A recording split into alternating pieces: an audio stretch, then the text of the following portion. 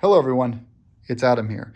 It is an R1250GS adventure. It may not look like it because I'm in the middle of a bunch of projects, but I wanted to show you all how to install a steering damper.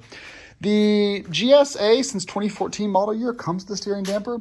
It's a dumb damper. What I mean by that is it's not progressive. It offers no extra resistance. You can't tune it. It does offer some resistance, but it's not progressive resistance. It doesn't get more resistive with the more wobble in your steering. And so if you're doing slow speed maneuvers, you're riding through sand and you want to tighten things up, or my favorite use case for most GS riders is if you're touring and you have a pillion or you have a lot of luggage behind you and you're passing trucks on the interstate and you can feel you can feel the difference when a front end is really light versus the rear. First of all, you should get a bigger rear shock to offset the touring stuff you have on you, all the shit you have behind you. But also, dialing your steering damper up will make the bike handle much better as you add weight to the rear. And so what we have here is a steering damper that I think still is exclusively sold through Ted Porter's Beamer shop. It's the Yacugar steering damper. I moved this over from my 1200 GS, and so if you go on eBay, you might be able to find someone selling these things that may have sold their BMW and just want to sell it. I believe this was around $350 back in the day. It's probably around $500 now, but you can see here you have dials to increase your damping. I usually run mine at the 14th out of 24 settings, so 14th being kind of toward the more stiffer. But if you buy it, you just make sure the seals are good, there's no leaks or anything. I think for like $150, Beamer shop can change the fluid in here and redo all the seals. So if you bought one used, it might be a good idea to just mail it to them and have them do that work. They're in California.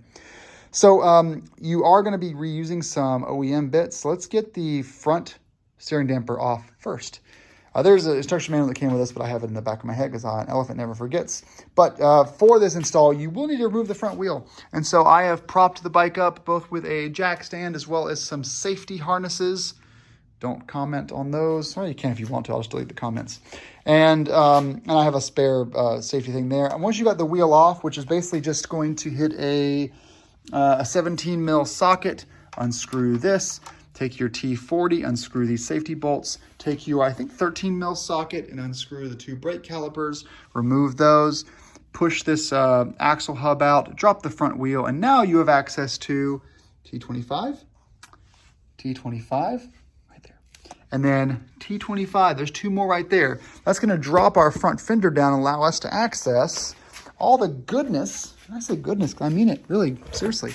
All the goodness that is this here. Really, you can undo this one, no problem. What you can't get to is that guy back there under the wishbone, tail lever wishbone. So to get to that, it's a hex socket. You just can't, you might be able to get to it if you have an L key that fits in there, but I found that it's just better to hit the torque spec and stuff to just remove this front fender. It takes an extra couple of minutes. It's really not big of a deal. All right, let's get started. All right, we have my union rep is watching me. So this is a T45 under here to get this loose. It is a permanent Loctite, so you can apply some heat, but you're also going to get this this rubber and melty this cable here. So just, you really can't apply heat to it. You just gotta be really patient so you don't strip it out, but it is T45. I used a little mallet to get it up in there nice and solid, and now we're just unscrewing it. But I also did take that that thing out. So that's a T25s are there, and then there. And then, excuse me, there. Sorry, Matilda brings out the best in me, right? Hi. Okay, now that we have that installed, you'll see here we have this, the T40 was hooked under, sorry guys, under there, right there. On the other side was here. So what you're gonna do is you're gonna take your OEM steering damper. You're going to move over some hardware, which is the middle piece right here, over. So you can see how that T40 moves over with the little rubber piece there. Just move that over.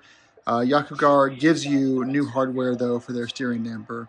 And so you just basically install it just like this back in the bike, and you're done. Let's install that and see the final product. And we're done.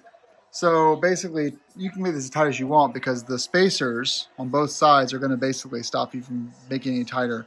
So you've got plenty of just motion here when you're done because they're just on little pivots.